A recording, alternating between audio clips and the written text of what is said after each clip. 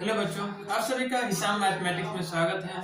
बच्चों, आइए हम एक्सरसाइज 4.2 क्वेश्चन नंबर 2 को सॉल्व करते हैं। ये क्वेश्चन नंबर 2 हमारा क्या है, ये एग्जांपल 1 भी है, उसी को हमें सॉल्व करना है।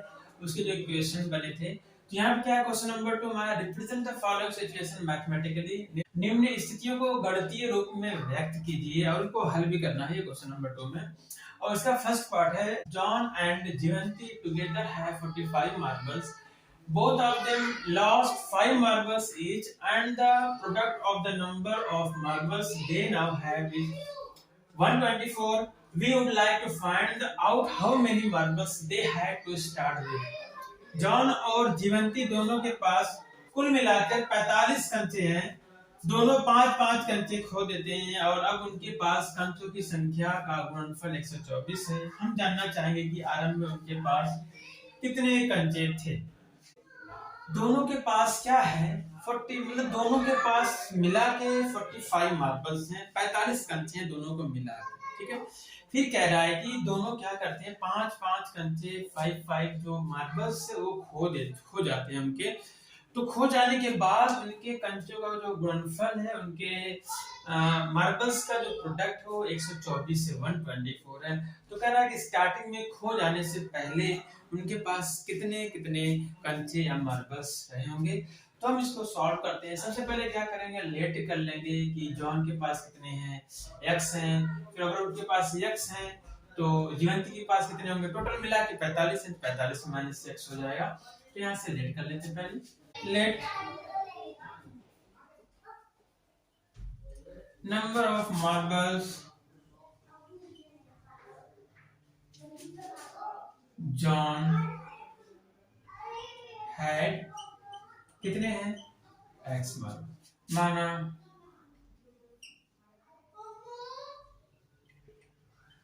जॉन के पास कंचे की संख्या कितनी है, यहाँ पे x है। And then number of marbles Jivanti had, कितना होगा, क्योंकि x दोनों मिला के 45 हैं, तो 45 में से कम कर लेंगे x को, ये हो जाएगी जीवंती के पास। और तब जीवंती के पास कंचे की संख्या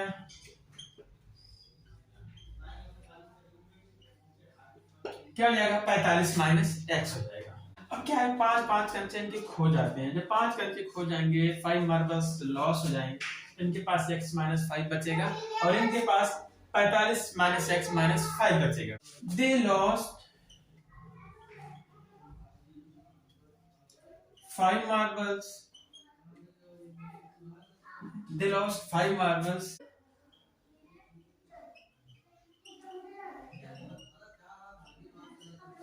John had. अब कितना बचा इसके पास मार्बल, इसके बाद बचा मार्बल x माइनस 5, ठीक है। जॉन के पास 5 मार्बल खो देने के बाद x माइनस 5 मार्बल बचा है। एंड अब नंबर ऑफ मार्बल्स कितना बचेगा, 45 माइनस x माइनस 5 मीन्स हो जाएगा 40 माइनस x। ये बचा हुआ है जो बच गया मार्बल, 5-5 मार्बल्स खो जाने के बाद बचा हुआ मार्बल, इसके पास जॉन के पास x माइनस 5 है और जीवंती के पास 40 माइनस x है।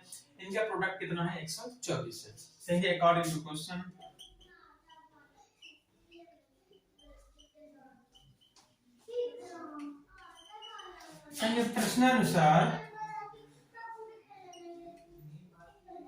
प्रश्नानुसार क्या है, x माइनस 5 और 40 माइनस x, इनका मल्टीप्लिकेशन कितना है, 124। इनको क्या करते हैं, थोड़ा सा सिंप्लीफाई करते हैं। क्या आ जाएगा हमारा, अब ये x का इसके साथ मल्टीप्लाई होगा, हो जाएगा यहाँ पे x इंटू 40 माइनस x, अब ये माइनस 5 इंटू 40 माइनस x, ये बराबर क्या हो गया 124। अब यहाँ पे x का इसमें गुणा होगा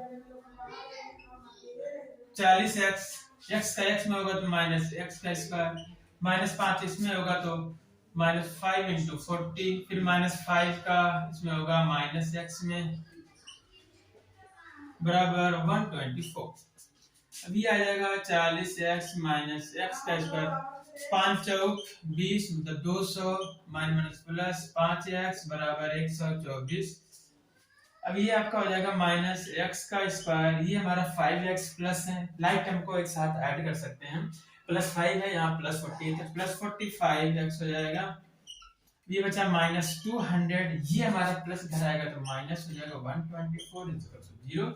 ये हो गया x का square minus x square plus 45x, -200 और -124 ये ऐड होकर हो जाएगा -324 0। अगर हमें फर्स्ट टर्म जो हमारा क्वाड्रेटिक इक्वेशन है x स्क्वायर टर्म अगर इसको प्लस करना है और इसको हम स्टैंडर्ड फॉर्म में चेंज कर लेते हैं, ये x square x plus c में, तो इसको माइनस को हटाने के लिए क्या करेंगे, पूरे इक्वेशन में 1 से मल्टीप्लाई कर देंगे, -1 से मल्टीप्लाई कर देंगे, ठीक है। तो -1 से मल्टीप्लाई करेंगे ये प्लस हो जाएगा x का स्क्वायर, ये माइनस हो जाएगा, फिर ये भी क्या हो जाएगा प्लस हो जाएगा 324, 0 में -1 से मल्टीप्लाई होगा 0 है। तो ये हमारा रिप्रेजेंट हो गया क्वाड्रेटिक इक्वेशन। तो एग्जांपल 1 में सिर्फ हमें इतना ही करने के लिए बोला गया था। अब जबकि क्वेश्चन नंबर 2 में अब इसको हमें सॉल्व भी करना है। अब ये भी बताना है कि जीवंती और जॉन के पास कितने कितने मार्बल्स थे स्टार्टिंग में, ठीक है। जब x की वैल्यू फाइंड हो जाएगा तो हमें वो फाइंड हो जाएगा। तो मतलब ये हमें इसको सॉल्व करना है by the method of factorization method. तो इसको सॉल्व करने के लिए पता है क्या करते हैं कि इसके कोएफिशिएंट 1 यहाँ पे है, इसका मल्टीप्लाई करेंगे 324 में तो 324 ही आएगा, ठीक है। ये 324 है। हमें दो ऐसे नंबर ढूंढने होते हैं जिनका मल्टीप्लिकेशन 324 आ जाए और ऐड करने से कितना आ जाए -45। तो क्या करते हैं, इनका फैक्टराइजेशन करते हैं सिंपल। 324 का हम क्या करेंगे, गुणनखंड करेंगे। तो देखते हैं 2 से हो जाएगा, 2 का नाम 2, 2 6 12, 2 दूनी 4, फिर 2 से हो जाएगा 2 8 16, 2 1 का नाम 2, अब 2 से होगा ना 3 से होगा, 3 दूनी 6, 3 7 21, फिर 3 से होगा 3 9 27, 3 3 9, 3 का नाम 3।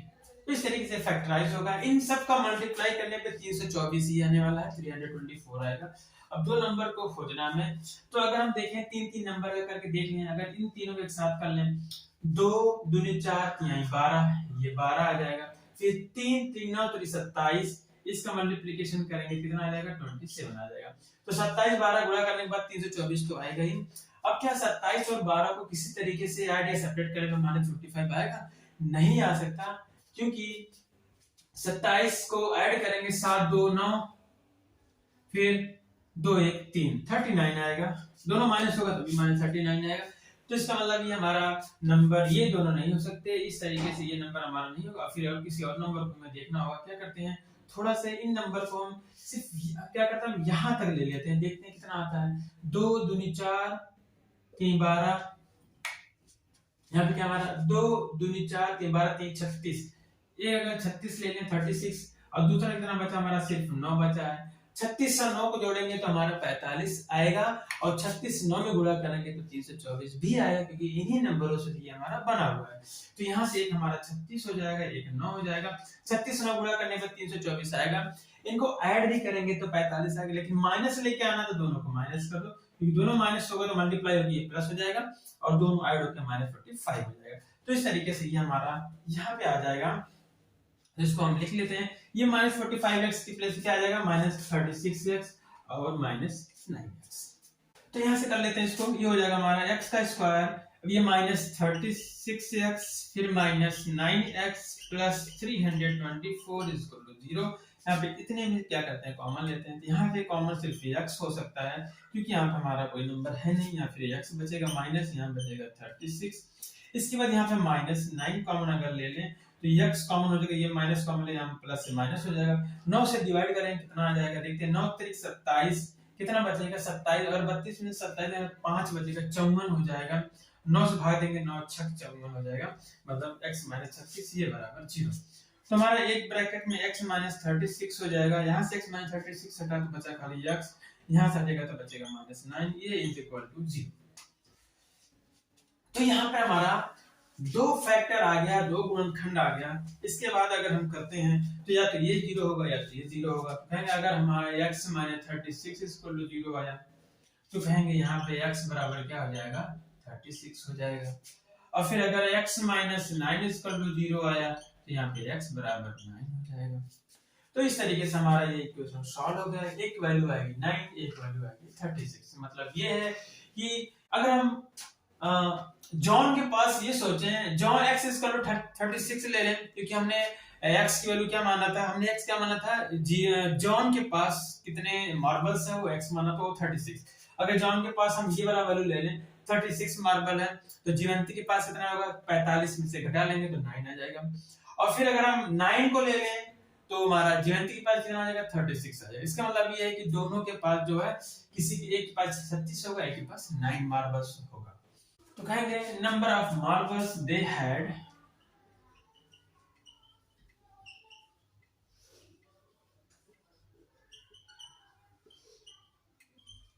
To start with a 9 and 36। कहेंगे आरंभ में उनके पास 9 और 36 कंचे थे। ठीक है, तो इस तरीके से क्वेश्चन नंबर जो हमारा 2 है उसका फर्स्ट पार्ट का आंसर आएगा कि उनके पास 9 और 36 स्टार्टिंग में मार्बल्स रहे होंगे या उतने मार्बल्स हैं, कंचे थे। इनका गुणा करेंगे, इनको ऐड करेंगे तो 45 आएगा। इनमें अगर 5 कम करके गुणा करेंगे तो इसको 24 आएगा। तो इस तरीके से हमारा क्वेश्चन नंबर 2 का फर्स्ट पार्ट होता है। इसका सेकंड पार्ट भी करते हैं। तो बच्चों ये हमारा क्वेश्चन नंबर 2 का सेकंड पार्ट है। A cottage industry produces a certain number of toys in a day. The cost of production of each toy in rupees was found to be 55 minus the number of toys produced in a day. On a particular day, the total cost of production was 750 rupees. We would like to find out the number of toys produced on that day. एक कुटीर उद्योग एक दिन में कुछ खिलौने निर्मित करता है। प्रत्येक खिलौने का मूल्य रुपए में होगा। 55 में से एक दिन में निर्माण किए गए खिलौनों की संख्या को घटाने से प्राप्त संख्या के बराबर है। किसी एक दिन कुल निर्माण लागत 750 रुपए थी। हम उस दिन निर्माण किए गए खिलौनों की संख्या ज्ञात करना चाहेंगे। तो यहाँ पे हमें क्या है, यहाँ पे ये कहा जा रहा है जो खिलौने निर्मित किया जाता है उसके मूल्य, प्रत्येक खिलौने का मूल्य, उस दिन प्रत्येक खिलौने का मूल्य क्या होता है कि एक दिन में जितने खिलौने बनते हैं, प्रोड्यूस होते हैं, उसको क्या करते हैं 55 में से माइनस कर लेते हैं, घटा लेते हैं। वो जितना आता है उस दिन उस खिलौने का प्राइस होता है। ठीक है, किसी एक दिन कुल निर्माण लागत 750 रुपए थी। हम उस दिन निर्माण किए गए खिलौने की संख्या ज्ञात करना चाहते हैं। तो ठीक है, यहाँ पे हम कुछ लेट कर लेते हैं। तो सबसे पहले हम क्या करेंगे, हम मान लेंगे कि उस दिन जो निर्माण किए गए खिलौनों की संख्या जो थी वह x है। The number of toys produce किया गया on that day is x। Let the number of toys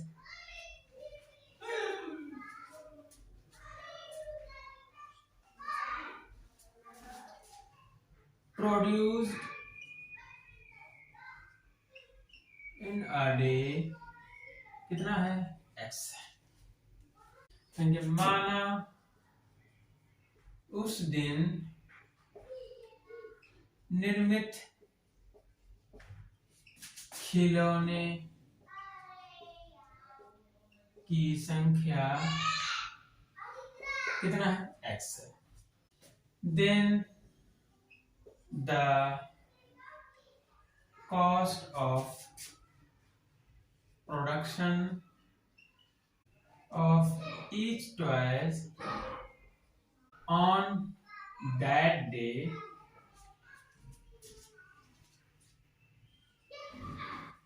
कितना होगा।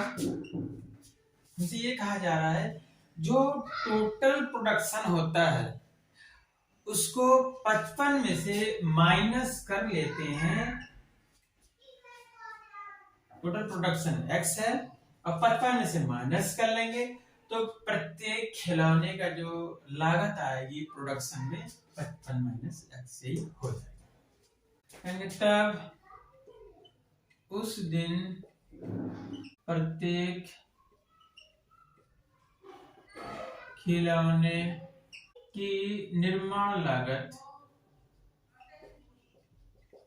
कितना होगा 55 माइनस x रुपीज होगा।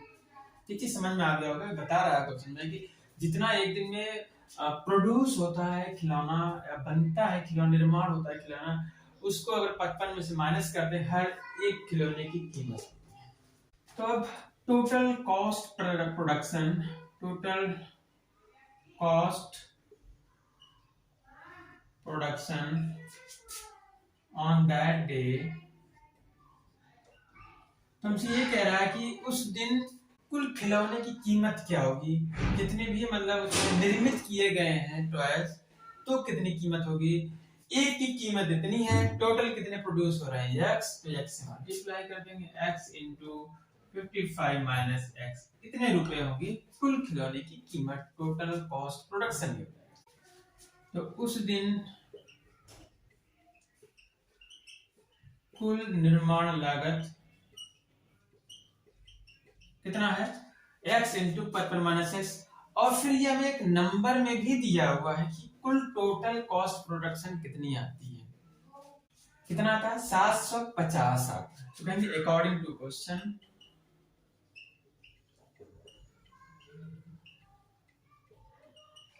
प्रश्नानुसार,